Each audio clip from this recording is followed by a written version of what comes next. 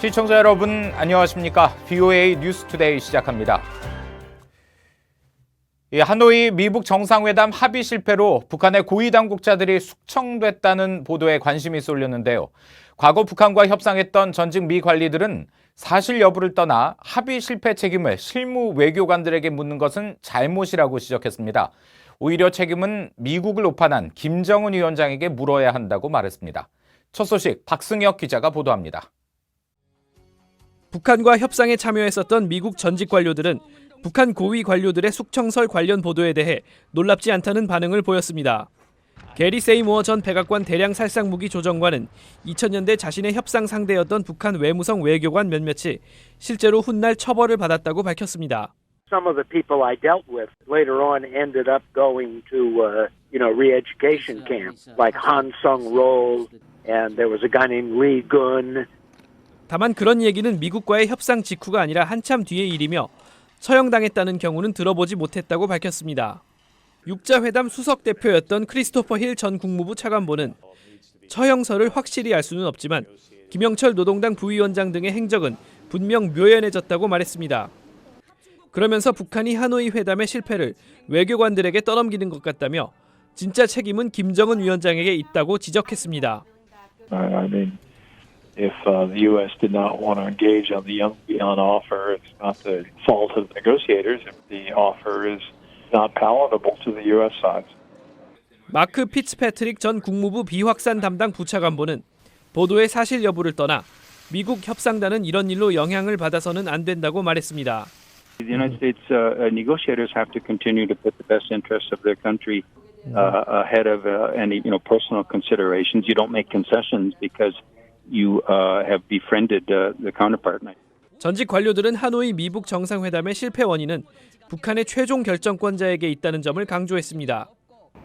김 위원장은 모든 결정을 내린 책임자이며 휘하 관료들은 그의 명령에 따랐을 뿐이란 것입니다.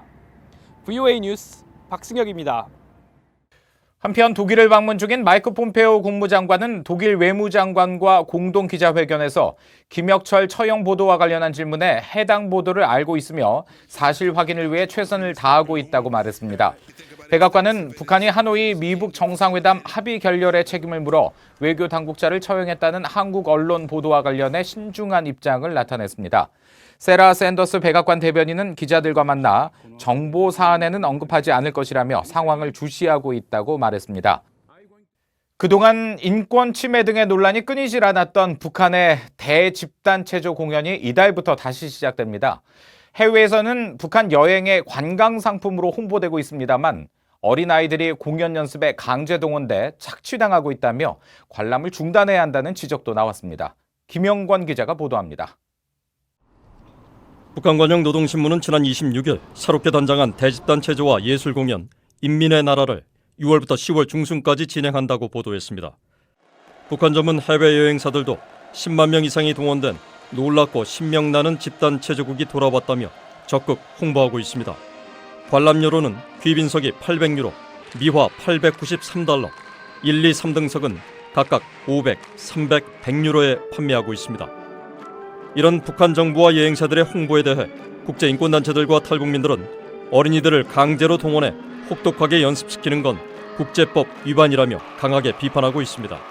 집단 체조를 이렇게 홍보함으로써 외국인 관광객을 유치해 많은 외화를 벌어들이고 그리고 또한 체제 선전까지 제대로 할 수 있는 또 하나의 기회라고 볼 수 있습니다. 그러한 행사를 준비하기 위해 너무나 많은 고생하는 북한의 아이들입니다. 실제로 유엔 북한인권조사위원회는 최종 보고서에서 1년 내내 가혹한 연습과 체벌까지 하는 대집단 체조는 북한이 비준한 유엔 아동권리협약의 위반이라고 명시하고 있습니다. 여러 유엔 회원국들도 지난 9일 북한에 대한 보편적 정례 검토에서 어린이 강제 노동의 우려를 나타내며 북한 정부의 아동권리협약 이행을 촉구했었습니다. 태영호 전 영국 주재 북한 공사는 지난주 노르웨이 오슬로 자유포럼에 참석해 집단체조 공연은 아동 착취라며 유럽인들이 이런 비인간적인 공연 관람을 중단해야 한다고 촉구했습니다. 북한 교원 출신으로 미국에 사는 탈북난민 레베카 씨 역시 북한의 행태를 비난하며 외국인들이 집단 체제를 관람하지 말라고 촉구했습니다. 올라가는 것 자체가 저는 잘못됐다고 생각합니다. 외국인이든 한국 사람이든 그 누구도 저는 보는 사람 있으니까 가니까 그런 고생하세요. 레베카 씨 등 탈북민들은 자유와 인권을 중시하는 서방 세계 국민들이 북한 정부에 돈을 주고 집단 체조 공연을 보는 건 인간의 양심을 저버리는 것이라고 강조했습니다. VA 뉴스 김영걸입니다. 북한을 오랫동안 취재해온 기자들은 김정은 위원장 집권 이후 주목할 만한 변화로 평양의 건물 등 외관 변화를 꼽았습니다.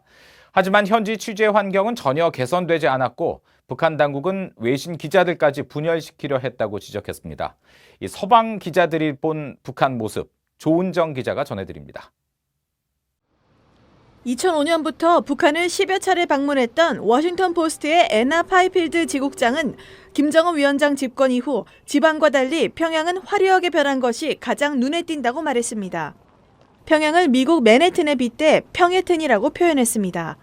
It's called Pyongyang by diplomats and Westerners who live there. And it has become glitzy and lots of skyscrapers and just this kind of fast money, fat cat kind of lifestyle.